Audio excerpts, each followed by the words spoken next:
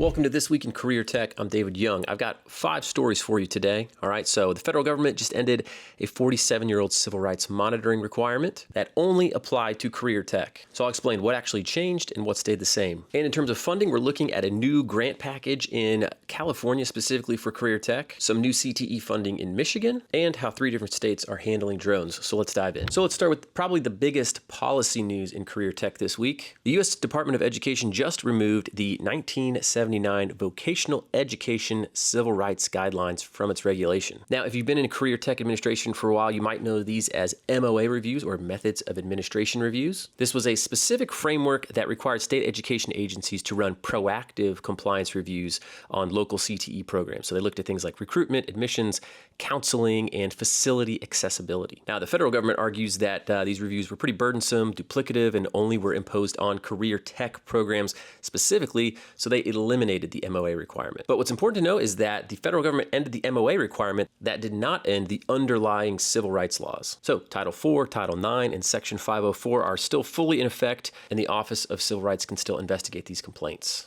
Plus, state agencies can still choose to run these reviews under their own policies. So if you're a local CTE director, you don't just throw away your entire compliance folder. You might need to reach out to your state CTE office and ask how they're handling this change for the upcoming school year. You need to know whether your state is keeping the proactive reviews or shifting to some type of complaint-driven model. All right, let's jump over to Michigan and talk about some career tech funding. So Governor Gretchen Whitmer just signed the 2027 school aid budget into law.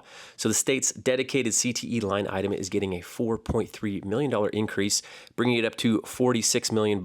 Interesting part of this is that the budget isn't just the direct CTE money, it is how Michigan is funding access to those programs. So the budget includes $125 million for certain district transportation costs and another $40 million to reimburse districts for dual enrollment expenses. So if you run a regional CTE center, you might know that transportation is often one of the biggest barriers to getting kids into your building. You got to get them from the school to your center. Dual enrollment is also really nice on paper, but again, it doesn't work if the districts or families can't afford the tuition or fees. So this tries to help those problems. So Michigan's showing what it looks like to fund programs and access to the program. So if you're in Michigan, keep an eye out for the specific reimbursement rules. If you're somewhere else, this is a great model maybe to point to when you're talking to your own state lawmakers about funding for programs is great, but you have to actually have transportation and access to get to those programs or pay for those programs. Now let's jump over to California and talk about the Accelerator 14 grant. The California Workforce Development Board is accepting applications for the Workforce Accelerator Fund 14. So they got $3 million available, and you can request up to $1.5 million per award.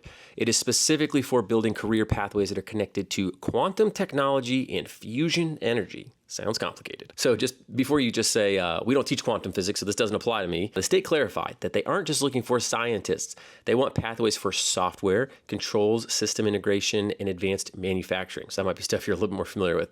As long as you can connect those roles to the quantum or fusion supply chains. So potentially out there for you. You need regional partnerships that include K-12, higher education, at least one employer, plus a 1-to-1 funding match. So if you want to do this, the applications are due August 27th. So here's maybe a hidden decision that you have to make is if you apply for the Innovation Impact track, you have to prove that employers have actually committed to hiring your participants. Internships do not count. And if you don't have those hiring commitments locked down, you should apply for the quote planning and development track instead. So a little insider tip there. All right, let's jump to our next story is Illinois drone internships. A regional partnership just wrapped up a 60-hour summer internship for drones for 11 high school students. So pretty cool.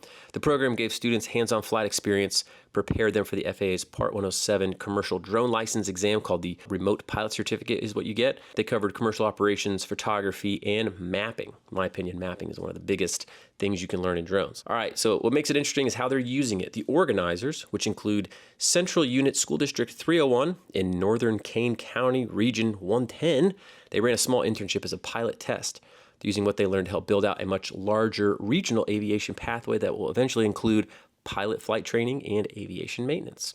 So a really smart way to build a new pathway. Instead of buying a ton of equipment, hoping a bunch of students sign up, they prototyped the program with a small summer cohort. They tested their instructor capacity, some employer partnerships, and now they can scale it up with actual success data. All right, another one out of Florida regarding drones and school safety. You may have seen this because I've seen it in the news a lot. Their budget includes about $500,000 for a school safety drone program. These are non-firearm drones that sit in boxes on the ceiling. And if there's an active threat, a remote pilot can deploy the drone to reach the area quickly. So drones have cameras, speakers, and a pepper spray device. I'm bringing this up not because your CTE programs should be running school security system, but I bring it up because this is where the drone industry is heading. It's integrating into so many different areas, from public safety all the way to things like agriculture and advanced manufacturing. It's all over the place. So if you have a public safety, aviation, or IT pathway, this is the kind of real-world scenario that your students should be looking at and studying. Who controls the data for these drones? How are the pilots trained? What are the rules for when these drones can be deployed, right? These are the ethical considerations and data considerations that come to bear on technologies like this. All right, now let's jump down to Alabama. Talk about pathways and facilities. So 2 videos ago, I covered that Alabama had a $150 million facilities grant. So this week's update shows some of the rollout. The state just launched a new Alabama Career Pathways website to help students and families figure out training routes, education requirements, and potential pay. The student-facing launch is tied to the state's $250 million total investment in CTE facilities around the state over the last 2 years.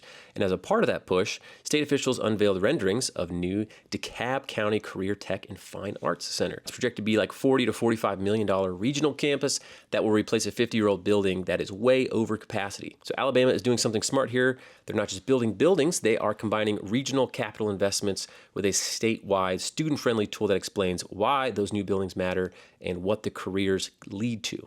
They have a student-friendly tool that explains why those buildings matter and what careers they can lead to. So if you're asking your community to fund a new career tech center, you should be able to explain the pathways that it's going to generate clearly. All right, so that's it for this week. Try to keep it pretty quick. If you found this helpful, hit subscribe, hit follow. You can look at a link down below to get this via email version as well if you want that. So that's all I got. I'll see you next week on This Week in Career Tech.